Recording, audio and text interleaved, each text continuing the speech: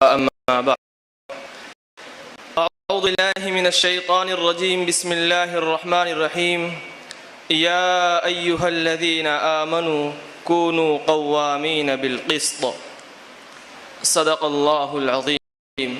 معزز سامعین کرام اور حاضرین مجلس اور میرے مشفق اساتذہ کرام، آج میری تقریر کا عنوان ہے عدل و انصاف. مکان یہ ستونوں پر قائم ہوتا ہے، اگر ستون نہ ہو تو مکان قائم نہیں رہ سکتا.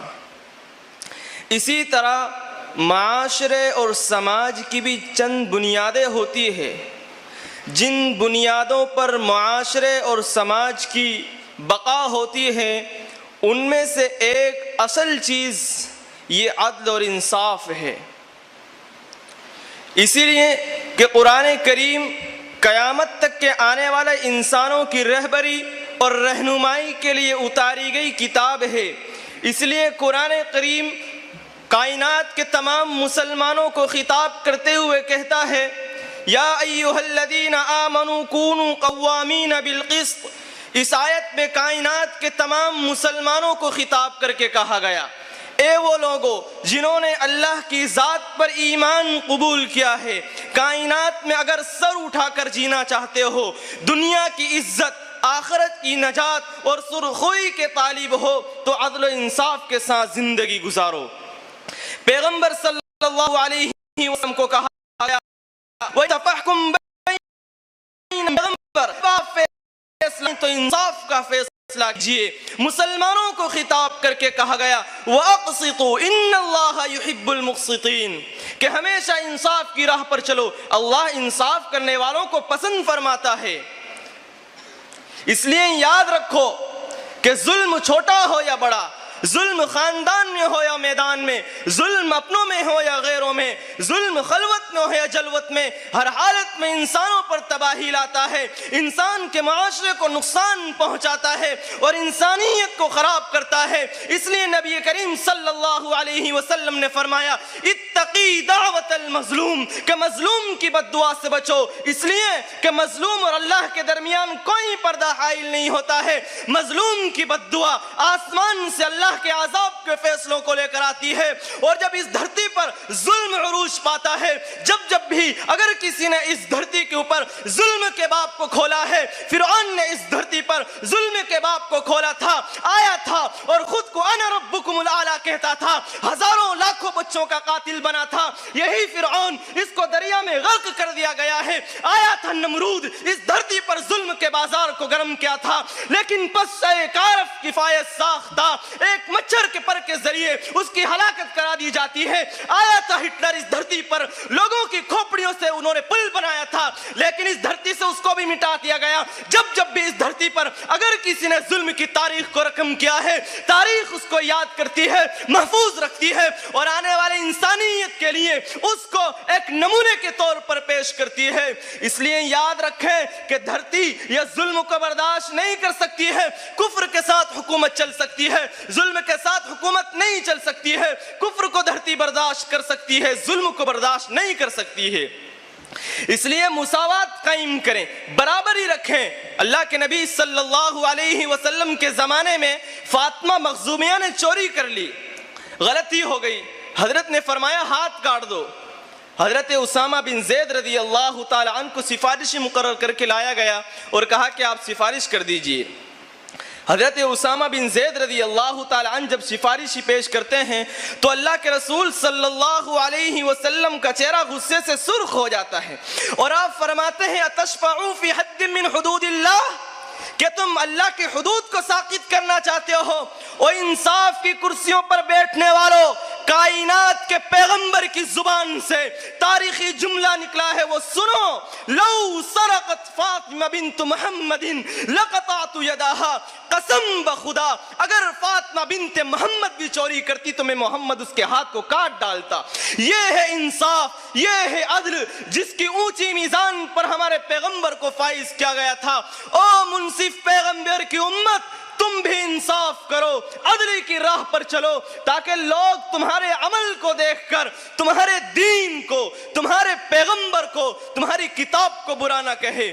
اس لیے ضروری ہے عدل فیصلوں کے اندر۔ آج عدالت کے اندر فیصلے ہوتے ہیں، فیصلوں میں انصاف نہیں ہوتا ہے۔ یاد رکھیے ہمارے ملک کے اندر بھی فیصلے ختم ہو چکے ہیں، عدالت سے کوئی امید وابستہ ہمیں نہیں ہے۔ ہماری ماؤں پر درندگی کی جاتی ہے، بہنوں پر درندگی کی جاتی ہے۔ کہاں چلے جاتے ہیں انصاف کی بات کرنے والے؟ کہاں چلے جاتے ہیں انصاف پسند لوگ جو اپنی کرسیوں کو استعمال کرنے کے لیے صرف مگرمچھ کے آنسو بہاتے ہیں، اور جب کرسی ملتی ہے سوائے ظلم کے، سوائے درندگیت کے، سوائے انسانیت پر ظلم کے اور کوئی کام ان کا نہیں ہے۔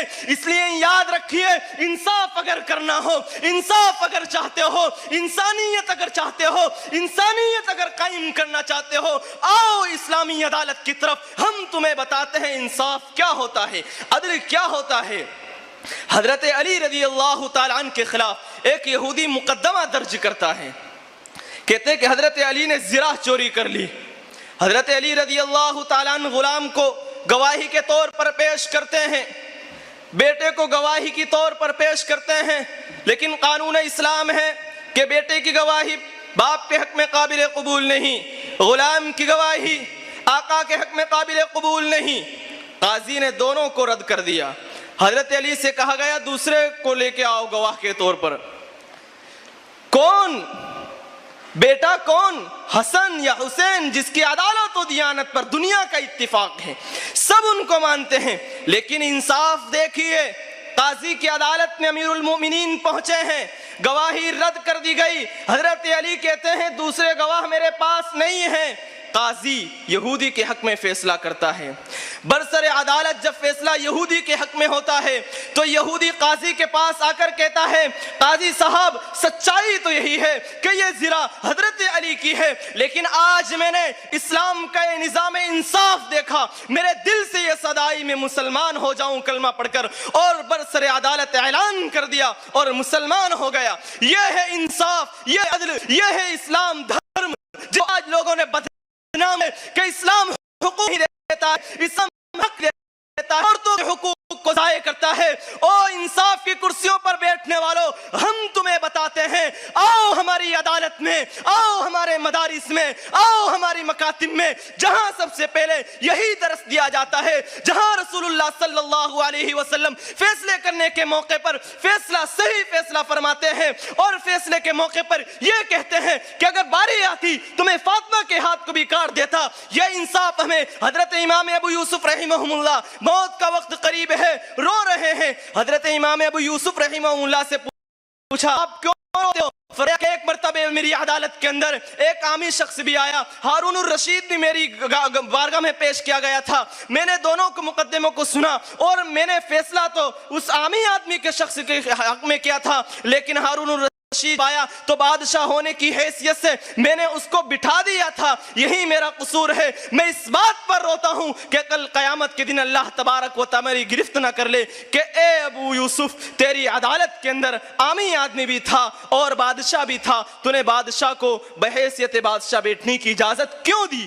یہ ہے عدل، یہ ہے انصاف جس پر آج مسلمانوں کو مجبور کیا جا رہا ہے، اور ان کے اوپر یہ داغا جا رہا ہے کہ مسلمان انصاف نہیں کرتے ہیں۔ مسلمانوں کے یہاں غلاموں کو حقوق نہیں دیا جاتا ہے، باندیوں کو حقوق نہیں دیا جاتا ہے، بچوں کو حقوق نہیں دیا جاتا ہے۔ محض یہ افتراء ہے، محض جھوٹا دعویٰ ہے جو مسلمانوں کے خلاف پروپیگنڈا کے ذریعے رچایا جاتا ہے۔ لیکن جب قرآن آتا ہے، احادیث آتی ہے، دور صحابہ آتا ہے، عمر کا زمانہ آتا ہے، علی کا زمانہ آتا ہے، سب کو رد کر دیا جاتا ہے۔ اور حضرت عمر رضی اللہ تعالیٰ عنہ جب خلیفہ مقرر ہوتے ہیں تو پھر یہ دور آتا ہے کہ اسلام کے اندر سوائے انصاف کے کچھ نہیں ہوتا ہے۔ اور ایک مورخ یہ کہتا ہے، انگریز مستشرق لکھنے پر یہ مجبور ہوا کہ اگر اس دھرتی کے اوپر اگر ایک عمر اور ہوتا تو اس دھرتی کے اوپر سوائے اسلام کے کوئی اور مذہب ہوتا ہی نہیں۔ یہ ہے عدل اور انصاف جس سے آج ہم کو صدور ہیں۔ اس لیے ضرورت اس بات کی ہے کہ عدل قائم کریں، مساوات قائم کریں، برابری قائم کریں، حقوق آپس میں ایک دوسرے کے جو ہیں ان کے اوپر مساوات قائم کریں۔ اللہ تبارک و تعالی ہمیں ایک دوسرے کے حقوق کو ادا کرنے کی توفیق و سعادت مرحمت فرمائے۔ وآخر دعوانا ان الحمد للہ رب العالمین۔